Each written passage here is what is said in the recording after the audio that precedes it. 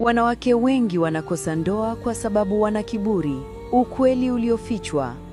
Kuna kitu kimepotea kwa kizazi cha wanawake wa leo, unyenyekevu. Leo, wengi wana urembo, elimu, hadhi na pesa, lakini bado wanabaki peke yao, wakilia usiku kwa siri. Swali la kujiuliza ni moja tu. Ni kwa nini wanawake warembo na wenye mafanikio wanazidi kukosa ndoa? Jibu ni rahisi, lakini gumu kulikubali. Kiburi kimewazidi upendo. Ukweli unaumiza. Sio kila mwanamke asiyeolewa hana bahati. Wengine wanakimbizwa na tabia zao.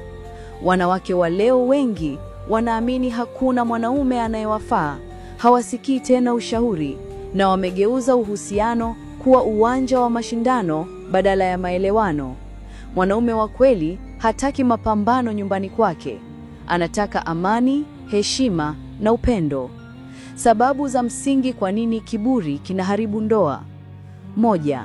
Kiburi cha mafanikio. Sihitaji mwanaume kunisaidia. Kiburi cha urembo. Ninao wengi, nitachagua wenye pesa. Kiburi cha kujiona bora. Hakuna anayenilinganisha. Kiburi cha kisasa. Sijali mila, dini au heshima. Lakini mwisho wa yote, wanabaki wakijuta kimya kimya. Kwa sababu maisha hayajengwi kwa misimamo, bali kwa ushirikiano. Unyenyekevu sio udhaifu. Unyenyekevu ni silaha ya mwanamke mwenye hekima. Ni nguo ya heshima inayomvutia mwanaume wa kweli. Wanawake wengi wanaojua kukaa kimya na kuheshimu ndio wanaobebwa juu ya vichwa vyao na waume zao. Na wanaume wengi wanakimbia, si kwa sababu ya sura, bali kwa sababu ya tabia. Mwembe wa mwisho. Mwanamke mwenye unyenyekevu anavunja ukuta wa kiburi, na mwanaume mwenye hekima anathamini zaidi tabia kuliko umbo. Ndoa si uwanja wa nguvu, ni shule ya uvumilivu. Hivyo kabla hujajiuliza kwa nini sijaolewa, jiulize, labda tabia yangu ndio inawakimbiza. Tangazo la kivutio. Tupo Habo Online TZ, channel yenye zaidi ya wafuasi 50,000, tukizungumza ukweli wa maisha bila woga.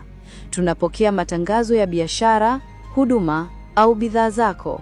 Mawasiliano yapo kwenye bio yetu. Usichelewe, nafasi ni chache. Sehemu ya maoni.